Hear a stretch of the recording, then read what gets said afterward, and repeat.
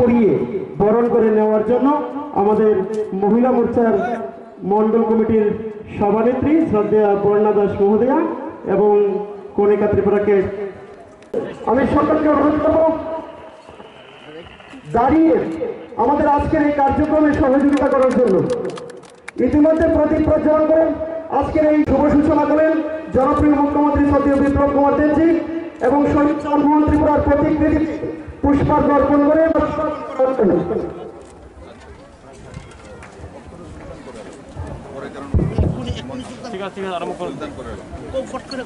আমি আমাদের মাঝে আজকে মাননীয় মুখ্যমন্ত্রীর উপস্থিতিতে আজকে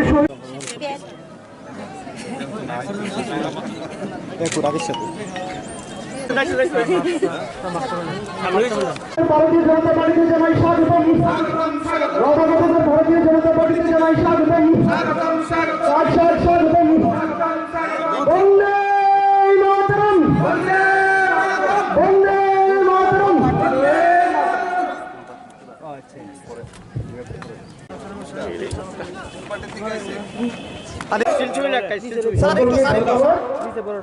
আমরা ইতিমধ্যে 15 পরিবারে টোটাল 42 ভোটার ওনারা সিপিআইএম এবং আইপিএফটি দল থেকে আমাদের ভারতীয় জনতা পার্টিতে যোগদান করেছেন।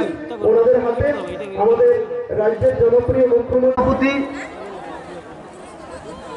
যিনি বাগমা বিধানতে আপনারা ঘোরাফেরা করছেন, আপনাদের অনুরোধ করব অতি সত্বর আপনারা সভাস্থলে চলে আসার জন্য গ্রহণ করার জন্য আমি অনুরোধ করছি 44 রায়মাবেলী মন্ডল কমিটির মাননীয় সভাপতি শ্রদ্ধেয় ভূমিকানন্দ রিয়াং মহোদয়কে।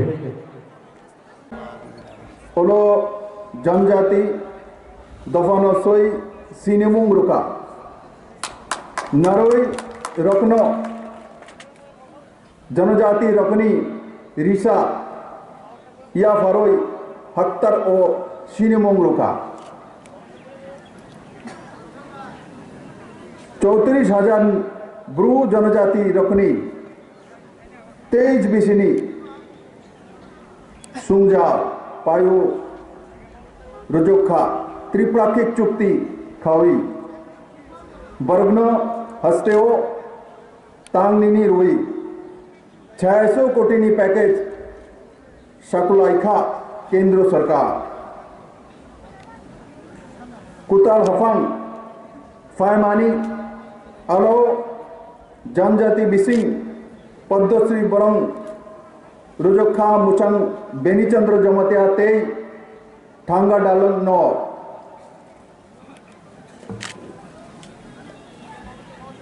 नॉर्थ तांग कुचांग नुरुकनी कप रुमानी मंत्री बकरक श्री नरेंद्र मोदी ओ शामुंग कुलपाई आंखा जेफरू 2019 बिसिनी আগস্ট 88 জন এনএলএফটি বলংবরক আত্মসমর্পণ খাইখা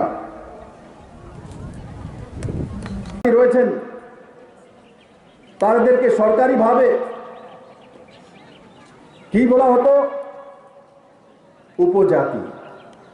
কি বলা হতো? উপজাতি। মন্ত্রণালয়ের নাম কি? উপজাতি মন্ত্রণালয়। কিন্তু কিছুদিন আগে স্টেট গেস্ট হাউসে আমি যখন সমাজপতিদের সঙ্গে মিলিত হই, কিছু বিধায়কের সঙ্গে মিলিত হই, তার মধ্যে ডক্টর অতুল দেববর্মা, রামপদ জমাতিয়া, এই দুইজন বিধায়ক আমার সামনে তুলে ধরেছেন, বলে মুখ্যমন্ত্রী মহোদয় আমাদেরকে উপজাতি বলে, উপজাতি মন্ত্রণালয় বলে আমাদেরকে সেকেন্ড ক্লাস নাগরিকের দরজা দেওয়া হয়। তো আমি ওনাদেরকে জিজ্ঞাসা করলাম আপনারা কি চাইছেন? বলে আপনার স্বাভিমান চাই। ভারত সরকার জনজাতি মন্ত্রণালয় করেছে, নরেন্দ্র ভাই মোদী করেছে, অটল বিহারী বাজপেয়ী করেছে, তো ত্রিপুরা তো কেন হবে না? কমিউনিস্টরা আমাদেরকে কোনোদিন সম্মানই দেয়নি।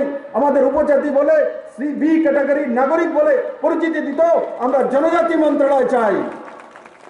সঙ্গে সঙ্গে সেই স্টেট গেস্ট হাউসে সিদ্ধান্ত হয়ে গেছে যে মন্ত্রণালয়ের নাম জনজাতি কল্যাণ মন্ত্রণালয় রাখা হবে। আমি কিছুদিন আগে দেখছি কমিউনিস্টের এক নেতা কোথায় বলছে যে জনজাতি কল্যাণ মন্ত্রণালয় হয়ে কি লাভ হয়েছে, মানে ওনারা এখনো চান যে জনজাতি কল্যাণ মন্ত্রণালয় না উপজাতি কল্যাণ মন্ত্রণালয় নাম লেখা এখনো তাদের সুদ ফেরেনি বন্ধুরা। তার জবাব দিতে হবে। যখন জনজাতিতে 2 এমএলএ দাঁড়িয়ে বলছে সময় চাই, আমরা উপজাতি নয়, আমরা জনজাতি, নরেন্দ্র ভাই মোদী আমাদেরকে এইভাবে চিহ্নিত করেছেন, আপনাকেও সেই দিশাতে করতে হবে। 1 সেকেন্ড দেরি হয়নি, সঙ্গে সঙ্গে ওখানে সিদ্ধান্ত করে নেওয়া হয়েছে যে জনজাতি কল্যাণ মন্ত্রণালয় এবং ক্যাবিনেটে পাস করে আজকে সেই স্বাভিমান ত্রিপুরার জনজাতিকে ফেরত দেওয়া হয়েছে। আজ আর উপজাতি নয়, আজ জনজাতি হয়ে গেছে ত্রিপুরার সমস্ত যারা একসময় উপজাতি নামে চিহ্নিত করা হতো। 19টি কেন্দ্র সরকার দ্বারা সেই পয়সা পড়েছিল এডিসিতে, কিন্তু আগরতলাতে জায়গা দেওয়া যাবে না। কেন না? এটা এডিসি না। আরে বারবার ফাইল এসেছিল, 2017তে ফাইল এসছে, কিন্তু বলছে আগরতলাতে সেই টাকা খরচা করা যাবে না। কেন? আগরতলা এডিসি এরিয়া না। যদি দিল্লিতে ট্রাইবাল হোস্টেল হতে পারে সেখানে কি এডিসি এরিয়া? গুয়াহাটিতে যদি হতে পারে সেটা কি এডিসি এরিয়া? আগরতলাতে কেন হতে পারে না?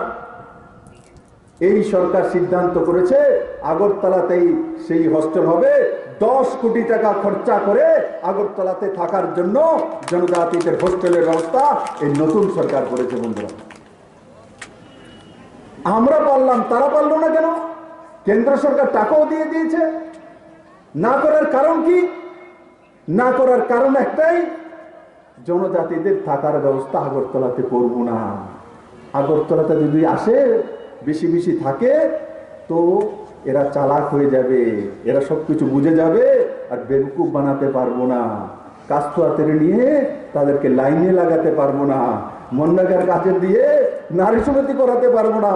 কারণ আগরতলাতে এসে সব দেখে গন্ডাচারা গিয়ে বলবে পার্টি অফিসে নয়, আমি তো অফিসে যাব, কাজ করব, খেতে যাব, জমিন করব, নিজের কাজ নিজে করব, সেই দিশাতে চলে যাবে। তার জন্য আগরতলাতে জায়গা নেই।